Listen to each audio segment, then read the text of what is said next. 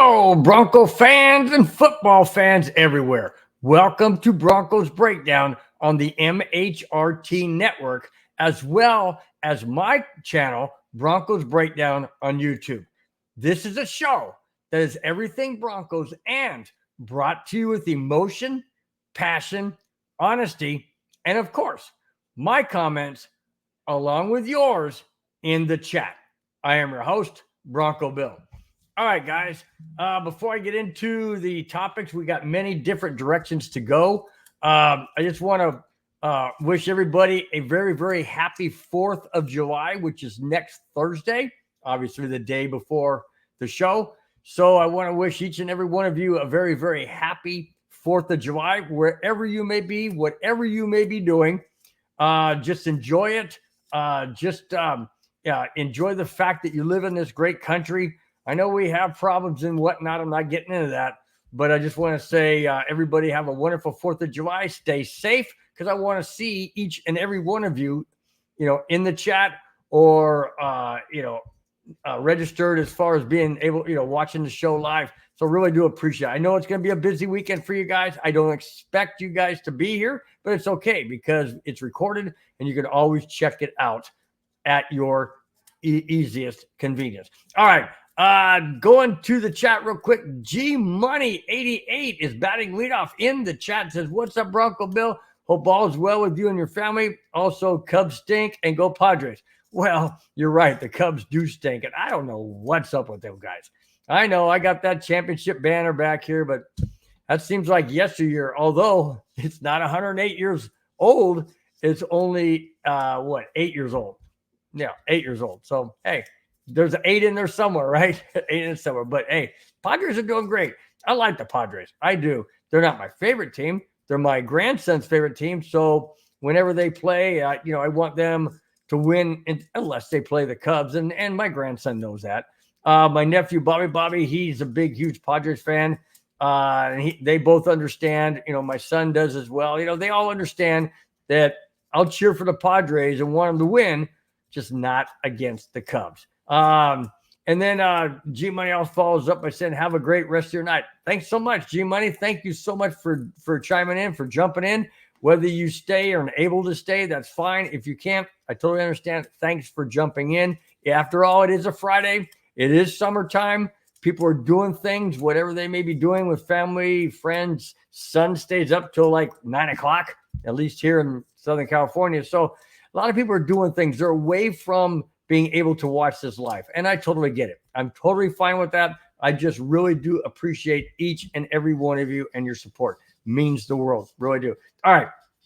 Let's jump into the first topic, which is J.J. McCarthy. Why am I talking about J.J. McCarthy? I'll tell you why. Per ESPN's Kevin Seifert's opinion on J.J. McCarthy, there are more question marks hanging over McCarthy than Bo Nix. Okay. He says, and I quote, "At times, McCarthy fits darts into small windows against aggressive coverage. Other times, he bounces passes to receivers with no defenders." End quote. Well, we've seen that before too. Okay. Let me continue. So far, Nix has edged his way ahead of McCarthy, and Peyton Stock in Bo Nix may have been the better draft pick than the Vikings taking McCarthy. And well, not end quote, but end of the topic. Okay, my point is this. Of course, Bo Nix should be ahead of him. Bo Nix played 61 college games, more than any other quarterback that was in the draft. Okay, so he should have more experience, more opportunities to get it right. Okay, am I saying J.J. McCarthy is a bad quarterback? Absolutely not. I mean, he won a national championship with Michigan. Now, it's not all him, but he had to be the quarterback, or was the quarterback that had to get the job done. Is he NFL qualified? Okay, none of us will know until we actually see him on the field. Is Bo Nix NFL qualified? What I mean by qualified is, are they going to be able to be in the NFL and be a franchise quarterback for 10 plus years? That's what I'm talking about. So is that what we're going to see from Bo Nix? I don't know. I hope so. I don't know. Nobody knows until you see the product on the field. But I found it interesting that they were saying that, Bo Nix is ahead of McCarthy. Okay, he should be. Like I mentioned, he should be because of the fact that he played more college games, more experience. All right. Well, that leads me into somewhat of a follow-up topic and segment, and that's also the title or the main theme of this show for tonight. Now, I don't really like to do the main topic this early in the show because I don't want people to tune out, but I got plenty of stuff for you guys, plenty of topics. So yes, this is the main topic, but it coincides with the JJ McCarthy one I just read to you. All right, here we go. According to several pro personnel executives that have evaluated the Broncos quarterbacks, Zach Wilson has the liveliest arm and potentially the biggest portfolio of throws he can make per ESPN's Jeff Legwold. Well, the main topic of the show is Zach Wilson outshining Bo Nix? Well, I just read what Jeff Legwold said about Zach Wilson. He feels that he's got the biggest portfolio of throws, and he can make them accurately. Okay, fine. Zach Wilson's been in the NFL. He has games under his belt in the NFL. Bo Nix doesn't. So it's like comparing apples and oranges. You can't do that. They're both healthy for you. They're both nutritious for you. They both come on trees, but they're different. Just like Bo Nix and Zach Wilson. They're different. Zach Wilson's been in the NFL and played games. Bo Nix hasn't. Zach Wilson is younger, I believe, or maybe the same age. But anyways, they're different. NFL is totally different than college. Let me continue. However, ESPN's Jeremy Fowler says, and I quote, "I'm told that Bo Nix around traffic in the pocket with defensive linemen flying all around him, he's delivered the ball calmly and accurately. I'm told that he has stood out to the Broncos. This is a long quarterback battle, but Nix has made an early compelling case," end quote. There you go. Which one are you going to believe? You're going to believe Jeff Legwold, or are you going to believe Jeremy Fowler? I think both are correct. Zach Wilson does have a lively arm. He does make accurate throws when afforded, I guess, not scrambling, running out of pocket, whatever. So yes, they both are good, in their perfected level, I should say. Okay. Zach Wilson isn't going to light it up anytime soon. I mean, he's going to be a good backup per se, but so is Jared Stidham. I mean, Stidham went 1-1 last year. I mean, it's 500. It's not spectacular, but he didn't lose both games. So it's hard to tell right now who has the upper hand in the Broncos quarterback room. Everybody wants to say Bo Nix because we drafted him number 12. Okay, fine. Is he ready? Because if he's not, it would be foolish to put him in there, embarrass him, just cause his confidence to just plummet downhill. No, you don't do that to a young guy. You can't do that. But if he's ready and you put him in there and he fails because the NFL is totally different than college, I don't know. I don't know the answer. We will find out the answer come very soon because practices around the corner, getting ready for preseasons around the corner, and the NFL kicks off, I believe, at the last week in August, if I'm not mistaken. I believe it's the last week in August. So I'm just saying, we don't know, guys. We don't know. I know all of us want to, have Bo Nix come out, light it up like Patrick Mahomes, and just run the table in the first 4 or 5 games and go 5-0. No, I don't see it.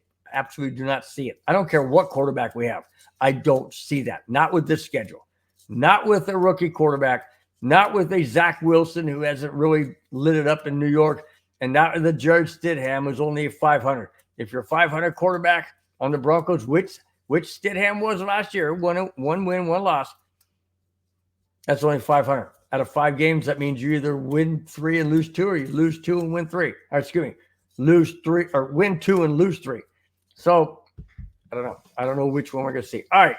Back to the chat. Graham is batting second. He said, "What's up? Extending an offer to appear on the podcast. I'm a producer for Reach Out on Twitter, Facebook. Interested? If interested, absolutely. Nice. Do me a favor, Graham. Hit me up on DM in my Twitter. Hit me up on DM, and I'll totally discuss it with Madungus Creevy. I don't think there'll be a problem. But yeah, hit me up on a DM in Twitter. I'll give you the information. And well, I know they don't call it Twitter, but I don't care. It's still Twitter. So, anyways, yeah, do me that favor and hit me up, and go from there. It's what is my Twitter one? Oh, it's up there on the top, I believe. Yeah, it's up on the top under Broncos Breakdown, I believe. All right. Yeah, thanks a lot, Graham. I really do appreciate it. I know he goes, "What's your Twitter?" God, what is it? Hang on. Let me see if I can find it real quick. I know this is going off topic, but let me see. Let me see what it is.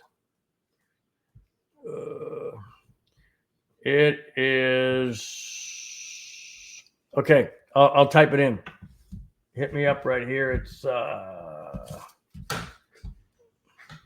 okay. Hang on. Here we go.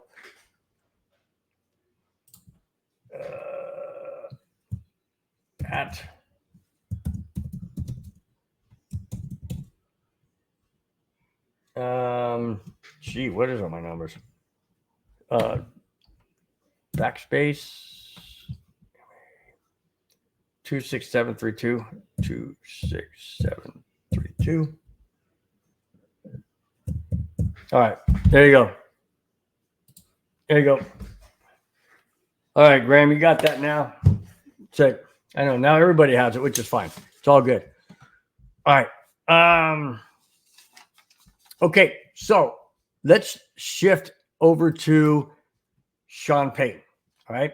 We all know Russell Wilson didn't work out in Denver with Nathaniel Hackett and Sean Payton. However, was it all Wilson's fault? Okay. Not according to ESPN's Jerry Fowler. Perhaps, he says, perhaps not. He said, and I quote, "Sean never liked him as the guy from day one." Ooh, well, we all know that, but that's still eye-opening, all right? And went out of his way to make it known that he didn't want him. Sean Payton has a reputation of being difficult to deal with. Sometimes just getting away from a toxic coach is a good thing. Wow. So Jeremy Fowler's calling Sean Payton a toxic coach. Does that mean that that was a bad head coach hire? I don't think so. I mean, a lot of coaches, have a lot of, spit and vinegar or whatever the saying is. A lot of them do. I don't think Bill Belichick is real easygoing in the locker room. I don't think that for one moment. Mike Shanahan at times in the past, I mean, he could get feisty. There's a lot of head coaches out there that just, get really angry. I just don't like the fact that Sean Payton did it to Russell Wilson on the sidelines. I just think that that's absolutely just totally wrong. Just totally wrong when it comes to that. All that stuff needs to be behind closed doors. If he's not happy with Russell Wilson on the sideline, okay, go up to him and tell him you're not happy.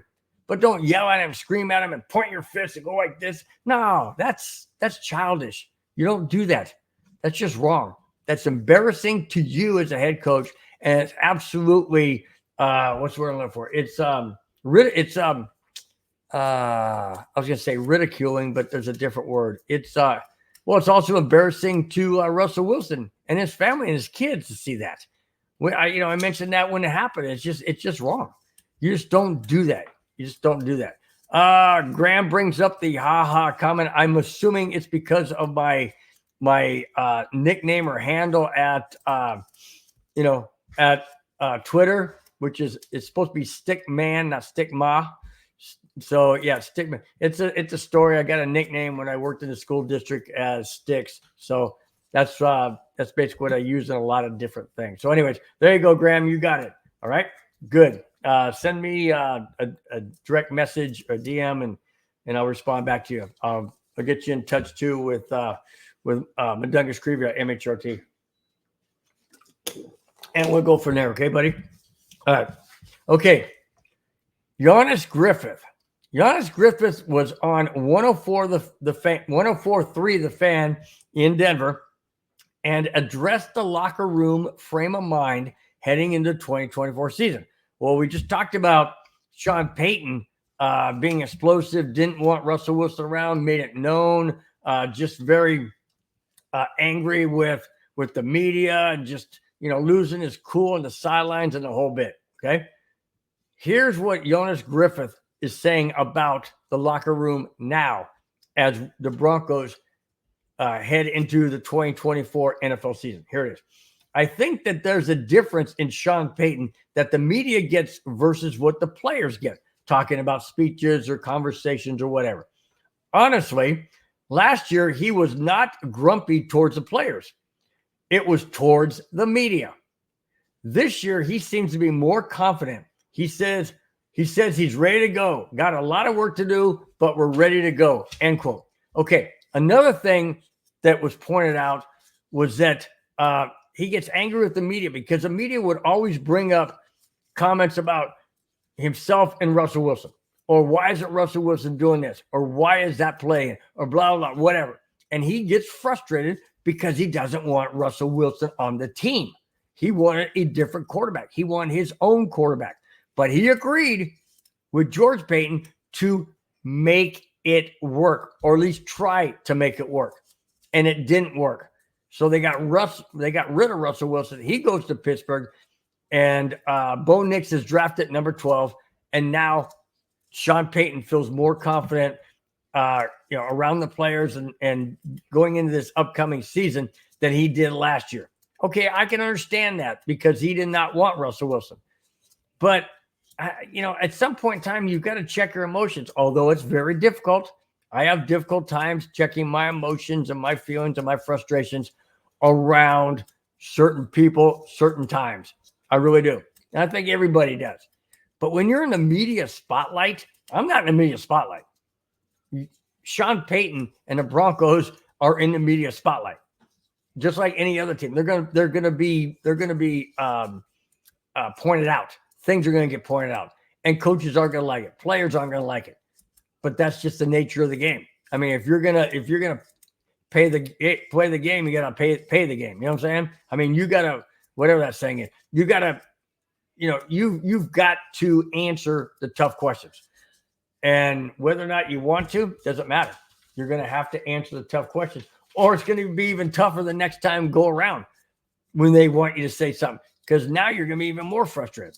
So let's hope that Sean Payton and the Denver Broncos and the locker room is a little bit more harmonious, a little bit easier to breathe, that the media, Sean Payton's not going to go crazy against the media and just, like he did last year. Let's make this a positive year. Can we?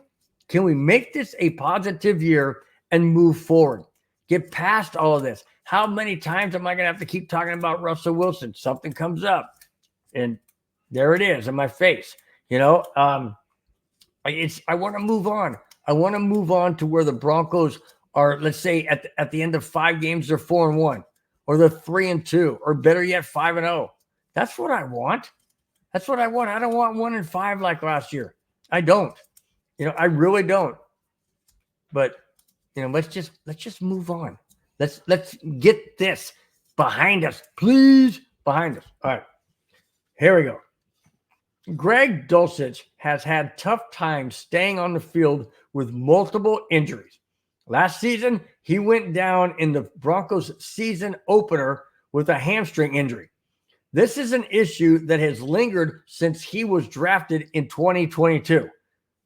It's only 2 years removed. Well, I mean, 2 seasons removed, going into third season 2024. Lucas Kroll is waiting in the tight end wings to take over if Dulcich can't stay healthy or fails to make the roster. Denver will need a lot of growth from Kroll should that happen. Wow. Another possible setback as the Broncos get ready to enter another NFL season. Last year, Dulcich went down in the first game of the season. Before that, it was Tim Patrick with his ACL. I mean, it's been injury after injury. Is Dulcich going to be able to perform at the level that the Broncos thought he would when they drafted him? I don't think so. I really don't. I mean, his hamstring issue has lingered with him for 3 years, since 2022. Well, 22, 23, and now we're in 2024. That's 3 years, guys. Yes, you got to count the year that he was drafted because that was the first season. So, in my opinion, I don't think Dulcich is ever going to be that guy. Sadly, because he was fantastic at UCLA. Really liked the kid. Really liked the kid. And I liked him when he first came out, Denver and was playing. I just don't think he's ever going to be that person. Now, can Kroll be that person? Sure hope so. But like it said, there's going to be a tremendous amount of growth that the Broncos are going to have to hope that they can fast forward with him in order to be that guy at tight end. And tight end is a very, very important position, extremely important position for blocking on the running game, for maybe blocking for a short bit on a fake run and then, check out and go down across the middle. Shannon Sharpe was one of the best of the Broncos. Absolutely one of the best, if not the best tight end the Broncos have had. Absolutely. We've had other ones, Clarence Kay and others, but Riley Odoms. But I just, Shannon Sharpe was the guy in Denver as tight end. And since he retired, we haven't really had a solid tight end that the Broncos can rely on. Game in, game out. Really haven't. And, we thought we had that when we drafted Dulcich. That didn't turn out to be the case. Did not and has not turned out to be the case. And that's the sad part because of all the high hopes, because of all the production that he did in college. And like I mentioned before, guys, whatever you do in college is all well and good. That's fantastic. It does not always translate to the NFL level. It just doesn't. Different game, different systems, different speed, different rules, 2 feet in bounds instead of 1, that kind of thing. It's just different rules, and it's just very, very tough to transition from college to the NFL. And in Dulcich's case, it's not because of lack of inability.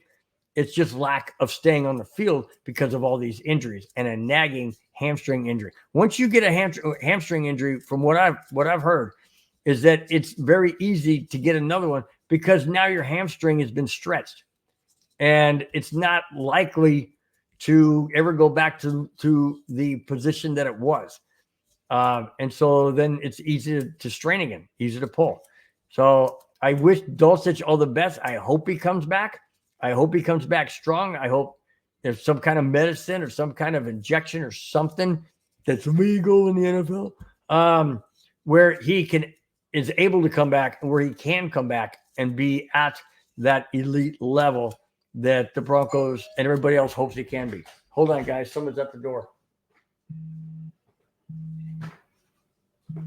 Okay, I don't know who that is. My wife will get that. Okay, Courtland Sutton. Now, Courtland Sutton was asked when he was at minicamp about the players no longer on the team. And he said, and I quote, "That's above my pay grade. I know the guys upstairs don't make those decisions." I know the guys upstairs that make the decisions. They have a rhyme and a reason for why they do the things they do. It's not for us to understand. This is a business, and that's just what they will say. It's not personal, so we've got to move accordingly. End quote. Wow. Cortland Sutton is obviously not happy that the players left, and I don't blame him. You form a bond, you're a team, all of that. But for him to say it's above my pay grade, okay, you're right. In a way, you're right. You're a player, you're an employee, and the management team above you / ownership and all that, GM and a whole bit, they are the ones that make the decisions. Yes, it is a business deal. But not all business deals are welcomed by players and or fans. Again, I'll bring it up, and that is Justin Simmons. That could have been totally handled differently. Totally handled differently. They could have restructured contracts. They could have cut somebody else and kept Justin Simmons. I don't understand that one at all, and I've said that to him. Bronco blue in the face. I don't understand it, period. And I'll move on from that. But yes, there are players that realize it's a business. They say, yeah, I know it's a business, but it's feelings, man. It's feelings here. You have family, and you buy a house in Colorado. You love the state. You love the community. You love the people. You love the organization. You love the coaching staff. You want to stay on this team. You love your players. And then all of a sudden you find out you're cut, or you're traded, or you're released. And it's got to hurt right here. It has to hurt. It would hurt if that happened to me at where I worked in the school district and now at the golf course, if they walked up to me and said, hey, all right, this is your last day. We're cutting you. I mean, I'd be like, what happened? What'd I do? What? I mean, anybody would be hurt. And yes, it may be a business decision in any business. But in football, and again, because they're on television, it's magnified, it's intensified, it's out there all across the internet. It hurts. It does hurt. And these guys are human, and they don't like it. But Cortland Sutton took the high road and said, hey, that's not on me to decide. That's for the people, higher up. I know these guys, and, that's what they get paid to do, basically. He says, they have a rhyme or reason for what they do. Yeah, everybody does. Doesn't necessarily mean you like it. Doesn't necessarily mean you want it to be that way. But if it's that way, and there's nothing you can do to change it, like you said. So we've just got to go. He goes out. So we've got to move accordingly. Okay, move on. Not move on from one team to another. Move on from the standpoint of let's just go. Let's just move ahead. Let's get past this. Okay? Let's get past this. Again, it's been another off season where there's been turmoil. There was turmoil last year in off season with the hiring of Sean Payton and that headbutt with Russell Wilson. So it's just been, back-to-back seasons of just turmoil and whatnot. Just get past this. Please, can we get past this? Move on, right?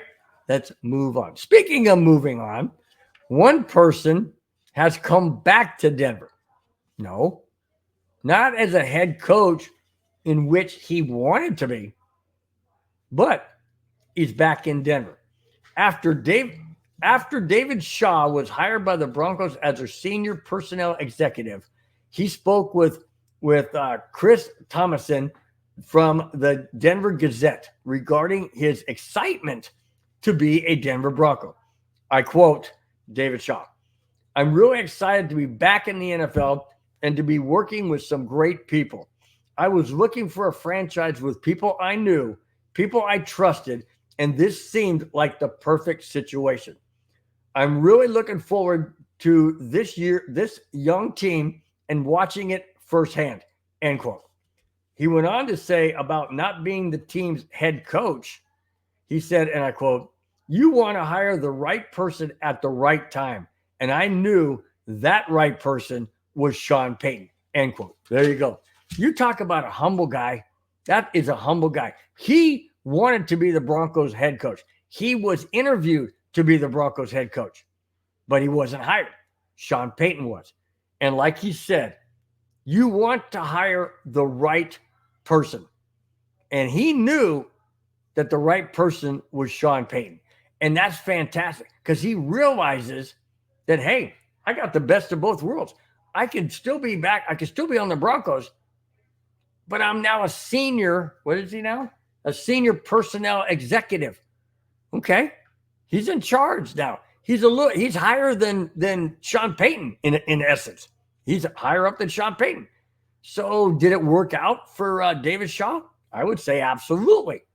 He's on the Broncos where he wanted to be, not as a head coach, but higher up than a head coach. Doesn't have to sit there and grind and try and get these players to be where they need to be. He can be looking at scouting. He can be looking at player personnel on the team. He can be talking to people on the phone with George Payton and trying to get a deal done, maybe a trade, maybe a free agent, draft picks down, next year, starting next year. This is a fantastic hire.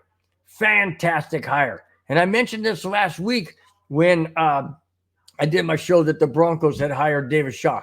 But this is even better because David Shaw comes out and says why he wanted to be on the Broncos, why he wanted to be part of his organization and part of this young team and be in that executive position to be able to make choices, look at scouting, and be above, basically like hovering above the team and looking down, so to speak, and making those critical decisions. So I think it's fantastic. Absolutely think it's fantastic that David Shaw is excited to be in Denver, excited to be on this Broncos organization, and in that position that he probably didn't even think he'd be in either. Because like I said, he wanted to be the Broncos head coach. Just seems like he got a little bit better than what he was looking at. Congratulations, David. I think that's awesome. All right. I know that a lot of people watch my show. I do know that. I get the tallies from MHRT as well as my own channel. I really don't know who those people are. I don't know if they're individuals or whatnot. But some part of me would love to think that there are some teams out there that have people monitoring different podcasts, different shows, different whatever. And I would like to take a little bit of credit for this next topic. Not that I firmly believe that any part of this organization watches or listens to the show, but, for sake of argument and for not really knowing, I'm gonna go ahead and take a smidgen of credit. All right, here it is. Last Monday, the Kansas City Chiefs released Isaiah Buggs, who has been arrested multiple times. Now, last week, I said on my show, this guy should absolutely be canned, cut on the spot after his second arrest. His first arrest, which I'll get into in a minute, he had a first arrest and he had a second arrest within 1 month's time. Okay? 1 month's time. One was for animal cruelty. The other one was for domestic violence. Okay? Okay, both of those are extremely horrific. Absolutely horrific. In the incident of the animal cruelty, I said it last week, and I'm just going to say it again. I'm not going to really get into a lot of anger, frustration, and emotion because I did that last week. But basically what he did was he had two dogs, and he would, in order to punish them for being dogs or doing what dogs do, he chained them up in his backyard on a pole or a fence or whatever, but he chained them up. No water, no food, and outside with no shade. The domestic violence was an incident. I believe it was his girlfriend or something that had threatened her or something. Okay, so let me continue with what is written here. Buggs was booked for domestic violence as well as an earlier arrest for animal cruelty. One of his dogs Remember I said they were chained? One of his dogs, a pit bull, had to be put down due to Bug's abuse. That right there, my friend, is grounds for jail. Absolutely grounds for jail. That was absolutely done on purpose. Okay, maybe he didn't mean for his pit bull to have to be put down. Doesn't matter. It wouldn't happen if you weren't such a freaking idiot. And last week he was my jackass of the week, and it could be again this week, but I didn't do the jackass of the week with him again. However, he should be put in jail. Oh, maybe that's just what happened. He is currently in Tuscaloosa County Jail after being booked last Monday. Thank goodness. Good. Put him there. Probably for domestic violence, probably not really for animal cruelty, but they both are grounds, in my opinion, to be in jail. You don't do either one. You don't. Animals, especially dogs, are man's best friend. They love you. They just want you to come home and love them and pet them and take them for walks and love them, not chain them up and it ultimately cause their freaking death. You don't do that. That's not how you need to be responsible. And Bugs, you're not responsible. And thank goodness the Chiefs cut him like I suggested last Friday. Not that they listened to me. Maybe someone did. Maybe they just felt the energy from me or whatever. I don't know. Maybe none of the above. But they did the right thing and they cut him. I hope his career is over. I said that last week. I hope his career is over. And I stand by that right now, even to this day. I hope nobody picks him up. I hope his career is done. And I hope we are through hearing about this idiot. Total idiot. 100% jackass of the month. There, I said it. I didn't play the little intro and whatever, but it's okay. All right. And we only have about 5 more topics. Show's going pretty quick. Really do appreciate you guys watching. It means the world to me. Do me a favor, though. Please hit the thumbs up, the like button. It costs you nothing. It lets everybody know that you like the show, you're watching it, you enjoy the content. Hit the subscribe button if you have not. Please do so. That helps out the channel as well as myself and my channel, Broncos Breakdown on YouTube. Really do appreciate it. Each and every week, guys, giving up your Friday evening to spend it with this crazy 65-year-old Bronco fan talking sports. Really do appreciate it. All right. Here is an update. I did an update last week of the NFL being sued for the Sunday tickets inflatable price of $349, right? Here's an update to that update. Here it is, guys. Fasten your seatbelts. You're going to love it. The NFL has lost. What? NFL doesn't lose. Oh, yes, they have. The NFL has lost its lawsuit against them have lost a lawsuit against them for the inflated Sunday ticket package.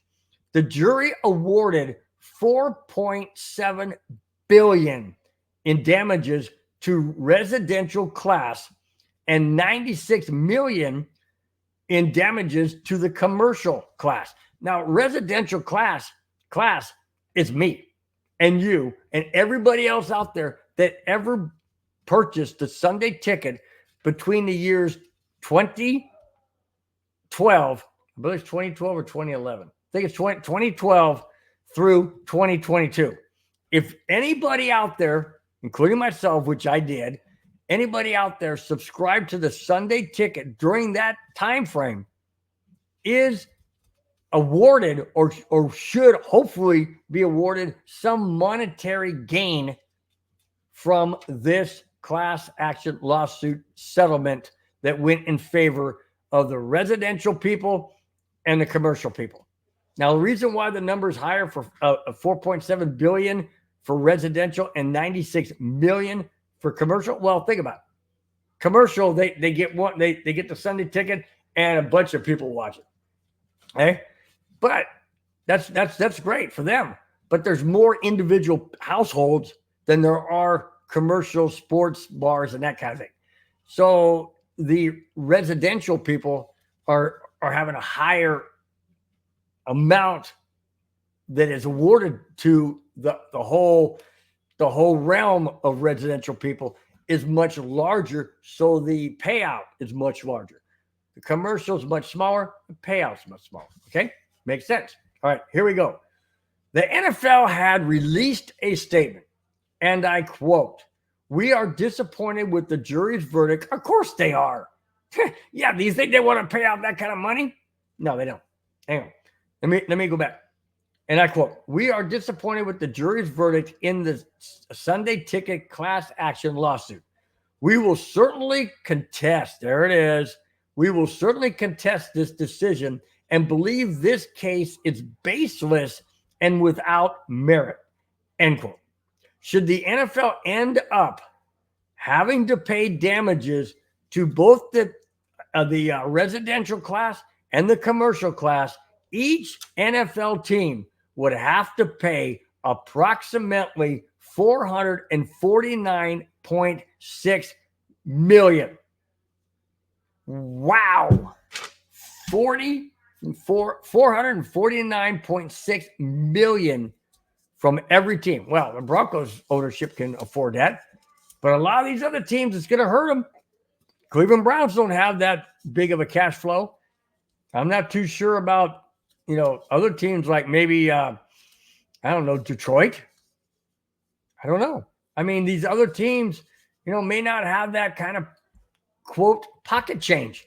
I'm not saying that, that's not a lot of money, because it is. But when you're worth billions, I mean, 449.6 million is a lot, but it's not going to bankrupt you. Some of these other teams, that's going to be tough to swallow. But the key phrase in this entire article is this. The key phrase in the entire article is this. "We will," and I'm quoting NFL, "we will certainly contest this decision." Period. You can put a period on it. They're going to contest it. They are going to appeal that decision. It could take years, guys, before we see any money. Maybe we'll never see it. Maybe we'll get settled out of court where they say, okay, well, we just won't do it anymore. We'll make it more reasonable. We'll give the people who, like the residential people like myself, okay, we'll give you the Sunday ticket free for the first 5 years. Okay? Well, what's that? Let's say it's still at $349. Let's say they even drop it to $150. Well, I'm losing out because it was $349 when I bought it. And now if they say, well, you get it for 5 years free, and otherwise it will cost you $150 for the season, I'm losing out on money. We don't know which way this is going to go, guys. We don't know. It could go a whole gamut of ways. Use your imagination. It could go a whole lot of different ways. The NFL does not want to pay that money out. That's money that they used and have been using for the last umpteen years. They don't want it to be paid back to us. That's not what they want. That's not their mindset. So it could go, this thing could be wrapped up in the court system for years. I may be in my late 70s, 80s by the time someone knocks on my door, or I get an envelope in the mail. Well, if mail's still going, and who knows? It could be just direct deposit. I don't know. I'm just saying, before I ever, get an envelope that says you were awarded X amount of dollars from the NFL, to open up, wow, I don't remember that. Oh yeah, that was way back in 2024. Holy smokes, I remember now. Yeah. So I don't know. None of us know, but we'll find out. This is an ongoing story, guys. I'll keep bringing it as the new information comes up. But in the meantime, with the NFL losing in that lawsuit, maybe this is the reason why Roger Goodell wants an 18-game season. Well, we're going to have to recoup more money, right? Well, if you have 17 games in a season, well, you had 14 to begin. When I first started watching football, it was 12 games. Then it was 14. Then it went to 16. Now it's 17, which is the first odd one. And now Roger Goodell wants it to go 18 seasons. Well, you're going to have to recoup some of that money if you're going to have to pay it out. Here's the article. 6 years before the new collective bargaining agreement, Roger Goodell is campaigning for an 18-game season. The players' union wants at least 55 players on active roster and 50 players in uniform on game days, according to Mike Florio of Pro Football Talk. Okay? The union also wants greater freedom to make practice squad elevations. In other words, taking somebody off the practice squad, putting them up on, right now it's limited. Okay. Most players don't want an 18-game season due to the wear and tear on their bodies. I don't blame them. I don't blame them a bit. And people say, well, we'll just eliminate a pregame and make that pregame the 18th game. It doesn't work that way, because in pregame, the starters are not playing the entire game. The backups are playing most of the entire game. If you take that and go to an 18-game season and eliminate a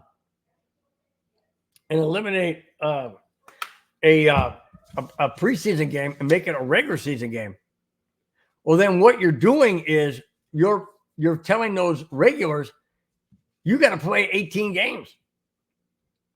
Well, they don't play 18 games in a 17-game season, obviously, and they don't play that, quote, 18th game in preseason because they don't play the entire game, and the intensity isn't as high. Sure, they're hitting and things like that, but it's not like the regular season where the games count.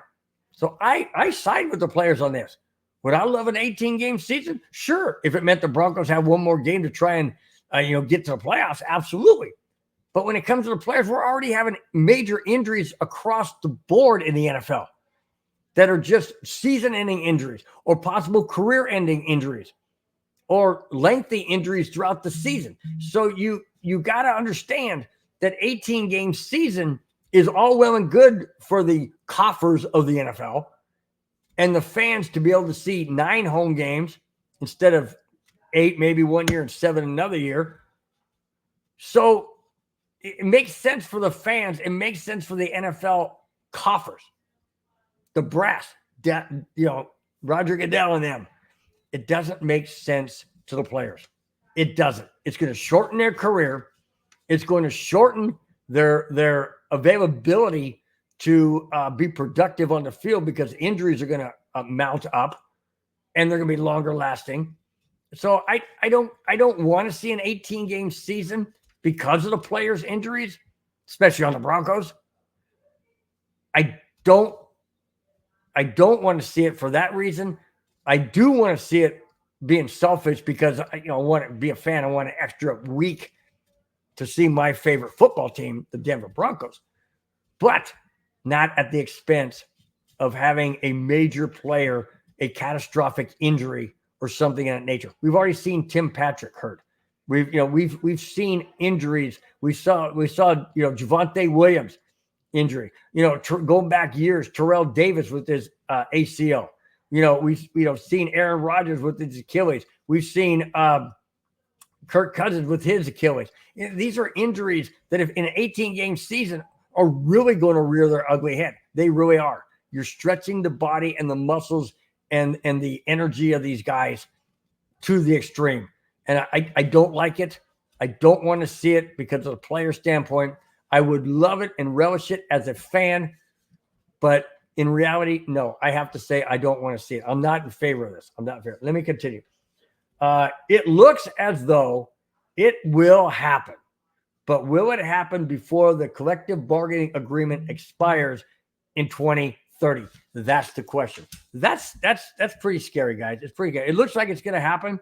It really does. I don't want to see it because of the reasons I stated above. I don't want to see it. I don't want to see it because of the players.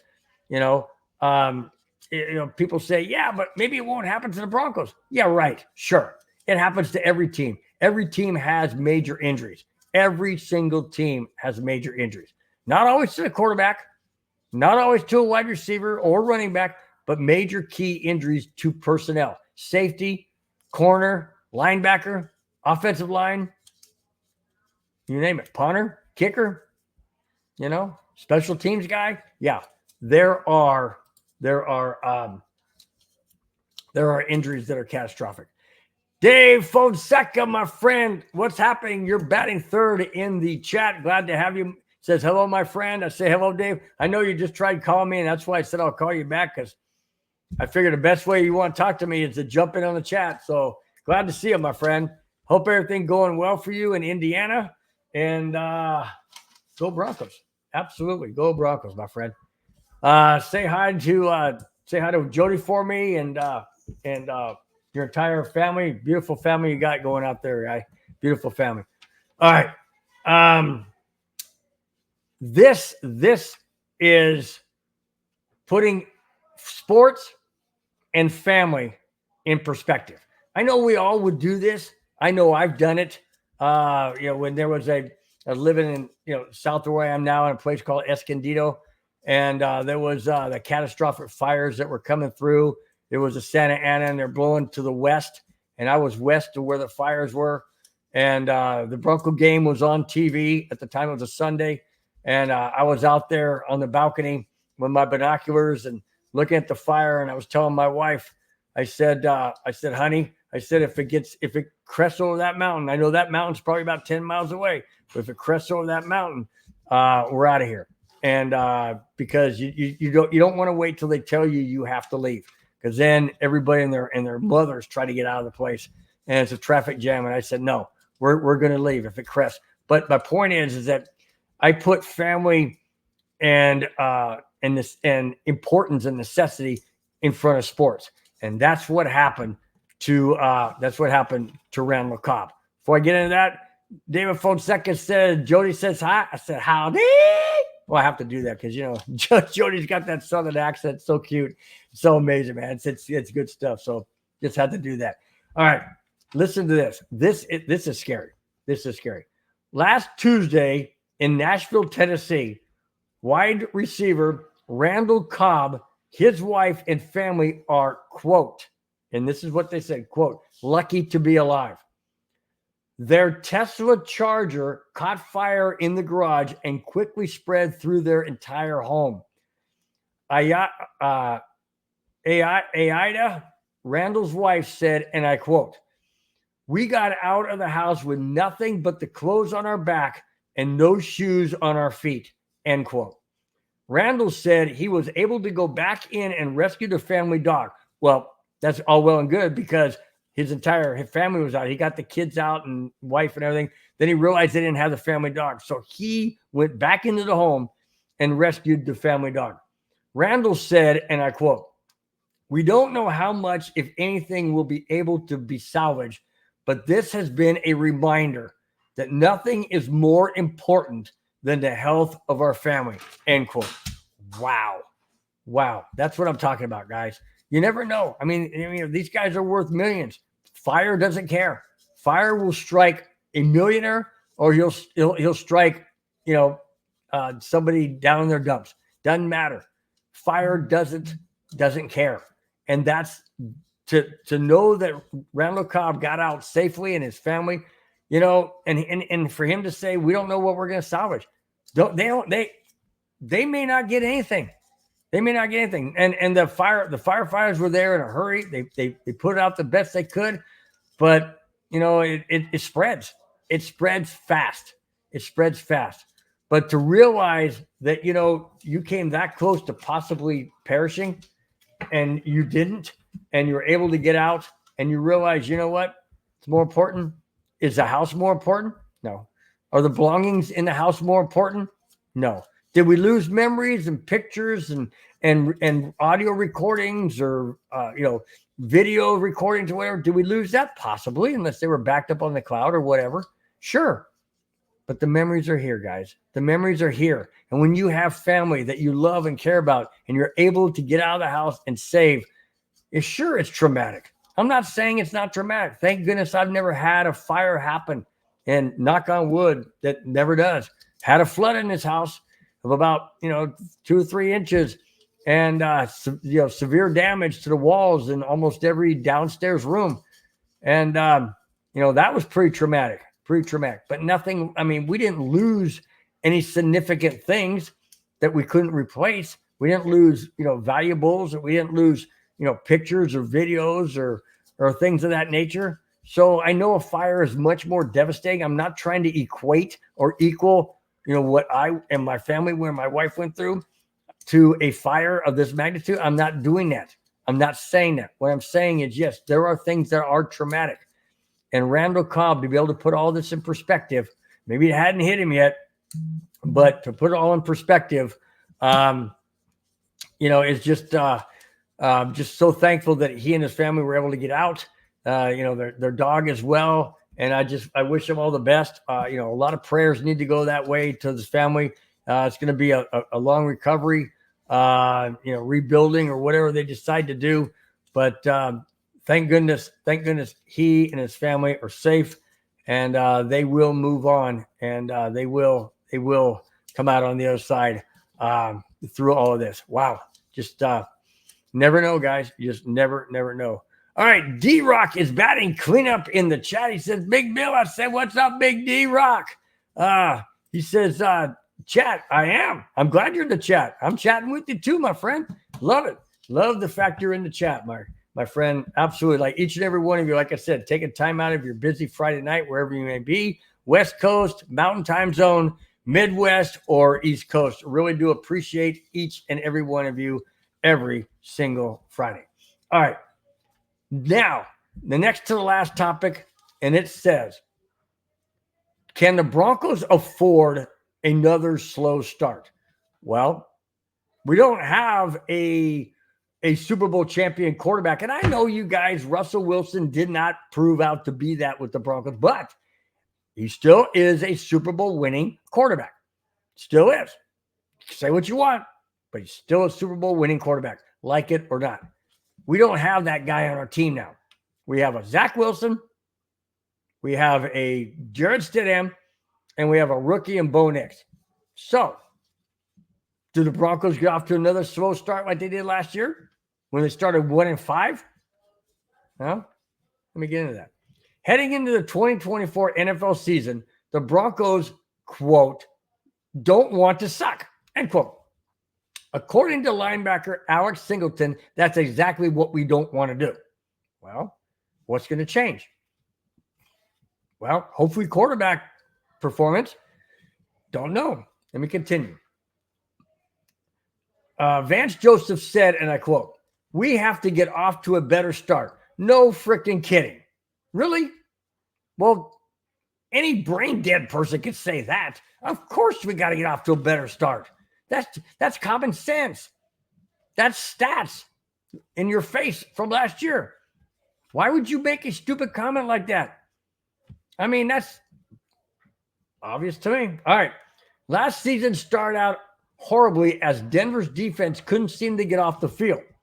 It got so bad that Miami put up 70 points against that defense. That said, the offense didn't really do their part either. Well, no, they didn't, because Sean Payton had to dumb down the playbook because Russell Wilson couldn't get it through his freaking brain as to what Sean Payton wanted. I continue. Joseph knows the second year with the same scheme makes things easier. He said, and I quote, it's going to be easier for the players to grasp the system. We expect to play better early, and that's the bottom line, end quote. Oh, yeah, you have no choice, guy. Hey, Vance Joseph, you have no choice. You can't start any worse than 1-5 last year. You possibly, absolutely cannot. If you start worse than 1-5 with Russell Wilson at quarterback, with the play calling system dumbed down, and you go 0-5, how are you going to explain that to the fans that 0-5 with a Bo Nix / Jared Stidham / Zach Wilson is better than a Russell Wilson? How are you going to explain that? It's not going to be easy. Oh, well, we got learning curve. We got a rookie quarterback. Okay, you draft him at number 12. If you put him in there as a starting quarterback, he had better produce, period. Better produce. Now, I'll settle for a 3-2 record or even a 2-3 because that's better than 1-5. I'd rather have a 3-2 or 4-1. But if you've seen the schedule, it's pretty stiff. It's pretty difficult. It's especially right out the gate. You got Seattle game 1. You got Pittsburgh Steelers and Russell Wilson in Denver. Not going to be easy, guys. Not going to be easy. Okay. That said, do they get better in the first 5 games? I don't know. I said earlier, and I'll keep saying it. We have no idea as to what quarterback we're going to have to start, how well they're going to play, and what it's going to look like receiver-wise. Is Cortland Sutton still going to be on the Broncos? Is he going to hold out because he's pissed off he doesn't have a contract extension or an increase in pay? Is Tim Patrick going to be able to stay on the field? Is Greg Dulcich going to be able to stay healthy longer than 5.5 minutes without pulling a hamstring? I mean, seriously, Javonte Williams, is he going to be able to get back into form after coming back last year and looking somewhat decent, but not back to what he was? Is that a possibility? How about not having Bo Nix as a starting quarterback? What if it is Zach Wilson? What if it is Jarrett Stidham? What if? That's where we are, guys. I don't know if a 1-5 record of last year is going to be significantly improved this year. I don't know. I won't know until we see them on the field game 1 at Seattle. And even then, I'm not sure because of the first 5 games are so difficult. I don't know what we're going to see. I sure hope it ain't 0-5 or 1-5. But I got my doubts, man. I really do have my doubts. All right. Dave Fonseca says Bo Nix needs to be the starter. Only if he's ready, David. Only if he's ready. And I say that because if he's not ready, why throw him to the wolves? You can't do that. You're going to crush his spirit, his confidence. I mean, he was all world in Oregon, and he comes to the NFL and he gets his lunch handed to him, sacked 3 or 4 times in a game, maybe pulled from the starting position in the third quarter or something. Put in Zach Wilson or Jarrett Stidham. I don't want to see that. I don't want to see that. But if he is ready and he has shown ability in preseason and whatnot, then okay. Okay, I say, okay, give him that shot. I just don't want his confidence to be destroyed or his, just inability to be able to grasp the NFL speed and the verbiage that Sean Payton's throwing out there. That's my concern. That's my concern. David Fonseca follows up by saying the Broncos management can't seem to get it in their head that they need to go with a franchise quarterback and not bench him.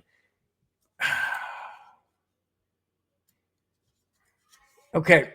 I know they want Bo Nix to be the franchise quarterback, and I would agree with that.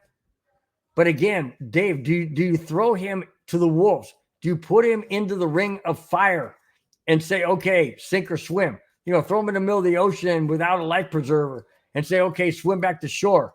I just don't know if you do that. Me personally, I would not. Me personally, I would bring him along slowly. Patrick Mahomes didn't get thrown into the furnace right out of the gate. He was behind Alex Smith. Tom Brady, he didn't get thrown right into the mix. He was behind Drew Bledsoe. So you see these greats, Aaron Rodgers, he was behind Brett Favre. These quarterbacks, have to kind of learn behind a quarterback that's already there. Sure, we don't have a Brett Favre, or we don't have a Drew Bledsoe, or we don't have an Alex Smith as our quarterback that Bo Nix can learn behind. All we have is Jarrett Stidham and Zach Wilson. So that's not really the cream of the crop. I get what you're saying, Dave. I really do understand what you're saying. I just don't want this kid confidence and ability to get destroyed because he was thrust into the furnace before he was ready. Okay. Says this has been a problem for a very long time. Instead, they keep letting has-been quarterbacks play. That's what David followed that up with. True. But again, that's because we never really drafted a quarterback I mean, John Elway drafted quarterbacks, but they were all just junk quarterbacks. They really were. Yeah, and you can't do that. You can't try and find another John Elway prototype because it's not going to be there. You're not going to find it. It's an impossibility. No, there's no clone out there. There's similarities, but there's no identical. And John Elway tried to find that identical John Elway prototype that he was. He was never going to find it. Never going to find it. Mark batting 5th from Georgia. Mark from Georgia said Denver Sports has already said Zach Wilson is the 3rd string quarterback for a reason, rehabilitation. Okay. All right. Well, that makes sense. I'll go with that. So that just basically leads Jared Stidham and Bo Nix. In that case, well, I mean, like I said, Stidham played 2 games last year. He's got 2 more NFL games than Bo Nix. So, I mean, I don't know. I'm not the general manager. I'm not the head coach. Thank goodness. Although Dave Fonseca says, make me the manager and I'll fix all their problems for the last few decades. Well, there you go, Dave. Put your resume in and see where it goes, man. That'd be awesome. I'd love to see you in there. Maybe kind of fun. It's kind of fun. Take somebody off the street that says, hey, you know what? I can be GM. Pay me half of what you're paying George Payton, and I'll do it. No problem whatsoever, man. Yeah, that'd be fun. I would like to see that just to see what would happen. If some, guy, some fan off the street came in there and just started just doing something different instead of having the norm, all these people that are in the so-called know of how to do things, and it doesn't seem to get done. It'd be kind of cool to see somebody off the street just go, hey, move out the way. Let me show you how it's done. Let me show you how it's done. Okay, so David Fonseca says we don't have time to wait anymore. You're right. We don't have the time to wait. We really don't have time to wait. But then again, I don't know. It's to me, it's between a rock and a hard place. You're damned if you do and damned if you don't. You put him in there and he fails. Well, shouldn't have put him in there. I told you we shouldn't have put him in there. And then you don't put him in there, and now you wasted another year with him. And then when he does go in there, you're like, oh man, we should have put him in there earlier. This guy's doing great. See, you don't know. You just don't know. It's a crapshoot, basically. It's like take the dice and swing it across the table and hope it don't come up craps. But sometimes it does. Dave, I totally agree with you. I am tired of losing too. I am tired of losing. Absolutely tired of losing. And the bad part about that, Dave, as I hate to say this, I've gotten used to it. I think last year on the neighborhood, when McDouglas Creevy and I were doing the neighborhood Broncos, the game would come on and we'd say, well, what do you think the score is going to be now? Well, I don't think we're going to I don't think we're going to score more than 10 points, so I guess we're going to lose. It just felt that way. And that whole Miami game when we gave up 70 points, me and Mike McDouglas Creevy were saying, all right, let's get 77. Let's set a new NFL record. Why not? You're going to be in the record books. Why not? Set a record. Oh, Miami didn't want to run up the score. Oh, yeah, right. It's like 70 points isn't running up the score. Hey, that was last year. All right, let's move on. Let's get some W's. Let's get some wins. And I totally agree with you, David. I'm tired of losing too, man. Totally tired. All right. Mark from Georgia says basically a 2-man race. Yep. Okay. I'll give you that.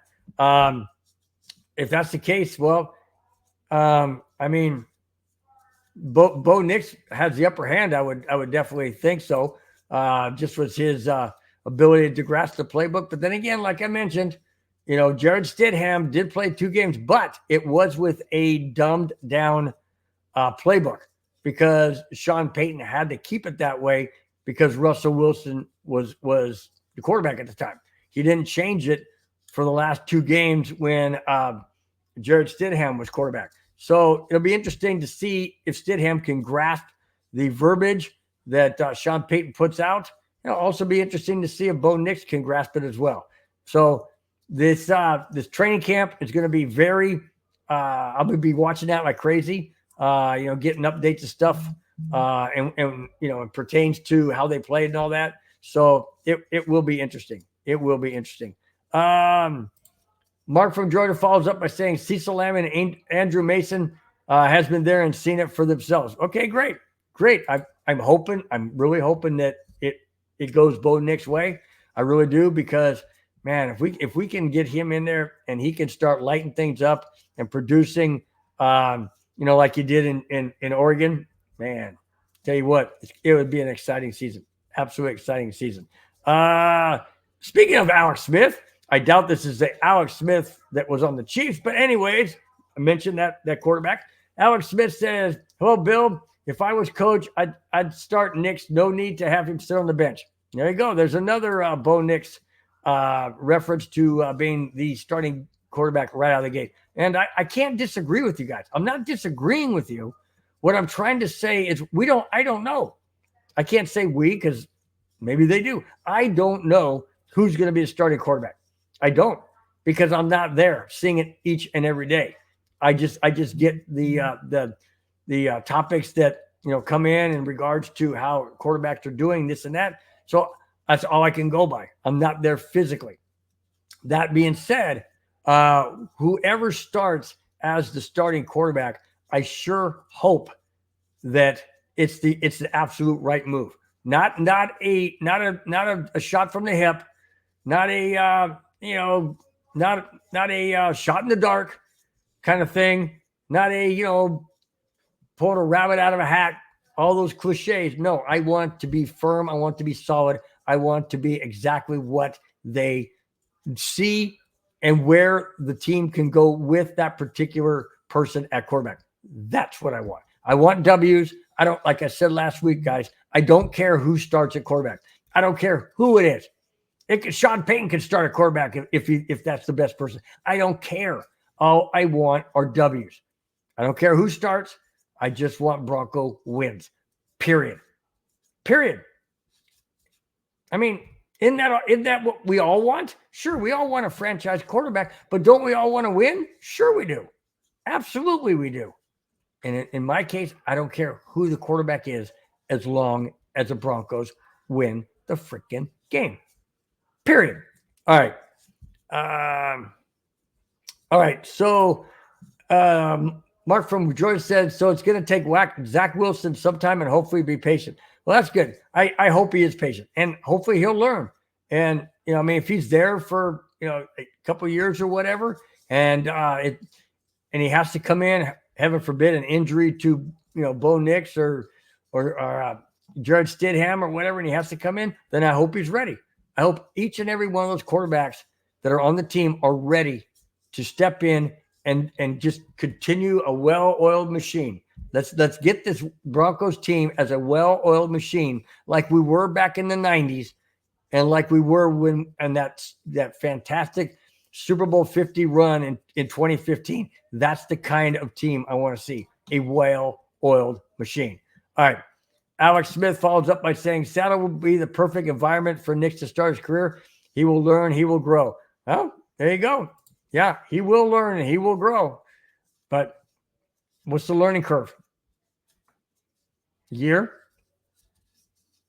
17 games out of 17 games. Do you think he'll catch on game 7, 10? Maybe not the entire season. Maybe he gets benched, which would really deflate him, absolutely deflate him. I don't know. I don't know what the answer is, guys. I really don't know what the answer is. Mark from George says, Bill, we want the wins. Don't get me wrong, but we have to be consistent for the wins. Absolutely have to be consistent. And I agree. I don't want to win here, 2 losses there, another win, another loss, another win, 3 losses. I don't want that. You're right. We got to be consistent. I don't want to be consistent in losing. We saw that last 7, 8 years. I want to be consistent in winning. And like I said, I don't care who that quarterback is, as long as we get wins, continuous wins, continually win. And I don't mean the Broncos are going to run off 17 wins in a row. That's not going to happen. Would love it to, but it's not going to happen. Not with the teams we got to play this year. That's just not going to happen. Let alone our own division. We got the Chiefs twice, the Chargers twice, and the Raiders twice. I haven't seemed to win too many of those games. So, it's going to be a work in progress, guys. It's going to be a work in progress. We as fans have to be patient. We have to be patient just like Zach Wilson has to be patient. And just like everybody else has to be patient. We have to take a deep breath, exhale slowly, and say, okay, it's a work in progress. We will get through this. Do I want to go to the playoffs this year? Absolutely. Do I think it's possible? Anything's possible. On any given Sunday, any team can win. That's been proven many, many times. Many times. All right, guys. Before I get to the last topic, just one more comment and shout out to everybody in the chat. People watching live, listening live, really do appreciate it. Thanks so much. Please hit the thumbs up button. Costs you nothing. Helps out the channel. Lets everyone else know out there that you like the show and you really recommend that they watch it as well. Please hit the subscribe button if you have not. That supports the channel. My network, the network MHRT and my channel, Broncos Breakdown on YouTube. It helps out both. Please hit the thumbs up. Really do appreciate it. You guys are the best each and every Friday. The last topic of the show, if you look down right below my name, it says MacKinnon finally gets his MVP Hart Trophy. The Hart Trophy is awarded to the most valuable player for the league. MVP, most valuable player. And MacKinnon finally gets it, and well-deserved. Here it is. In last night's NHL season-ending awards, Nathan MacKinnon, Colorado Avalanche center, has won the Hart Trophy given to the league's most valuable player. Last season, MacKinnon had an Avalanche record of at least 1 point in 39 of the 41 Avalanche home games. 39 of the 41 Avalanche home games. He had a stretch at one point, I believe, of 38 straight. 38 straight home games with at least 1 point. He ended up with 39 out of 41. Only the great one, Wayne Gretzky, scored more or had more points. He had 40 straight. The only NHL player in the history of the NHL to have a complete home scoring points. Wayne Gretzky scored or assisted in all 40 Edmonton Oilers home games when he was a member and on the Edmonton Oilers NHL team. That is absolutely remarkable. Congratulations to Nathan MacKinnon for the league's MVP Hart Trophy. Well-deserved. You should have had it a long time ago. You should have had it years ago. But what an absolute fantastic award to a guy who was an outstanding player on an Avalanche team last year that did not fulfill its ultimate goal of getting back to the Stanley Cup. But nonetheless, a remarkable 2023 season for Nathan MacKinnon, Colorado Avalanche center, 39 points at home out of 41 home games. Absolutely unbelievable. I shouldn't say 39 points. 39 home games where he scored at least 1 point, sometimes multiple points, on his way to 39 home games with at least 1 point out of the 41 home games the Avalanche played last season. That's it, guys. That's all I have. Thanks for watching. Thanks for subscribing. If you have not, please do so. I really greatly appreciate it. It does wonders for the channel, does wonders for, the ratings. I really do appreciate it. You guys are the best each and every week. I've mentioned that many, many times. I'll continue to say it. Those in the chat, I'm going to go down the list and recognize you. Why? Because if you guys can take the time to be in the chat, I can take the time to acknowledge you one final time before we end the show.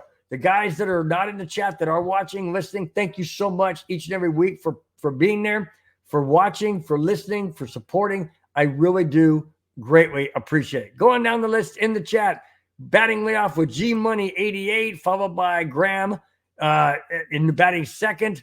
Then you had David Fonseca, really good friend of mine from Indiana.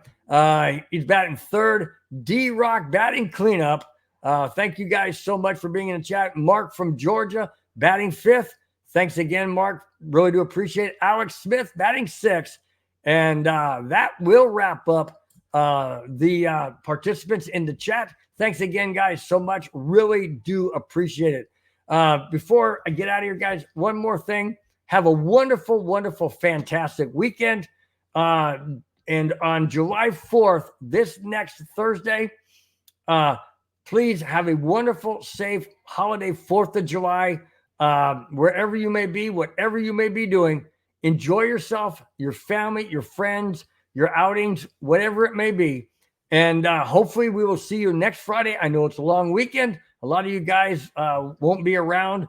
It's summer. Kids are out of school. You're doing summer vacations. You're doing summer activities. It's a 4th of July weekend. But if you can, guys, stop by. I will be here next Friday, July 5th, and we will do this show live once again, 5, 6, 7, and 8. Till then, guys, have a fantastic weekend. We will talk to you next Friday. Happy 4th of July, guys, to each and every one of you out there. Till then, take care.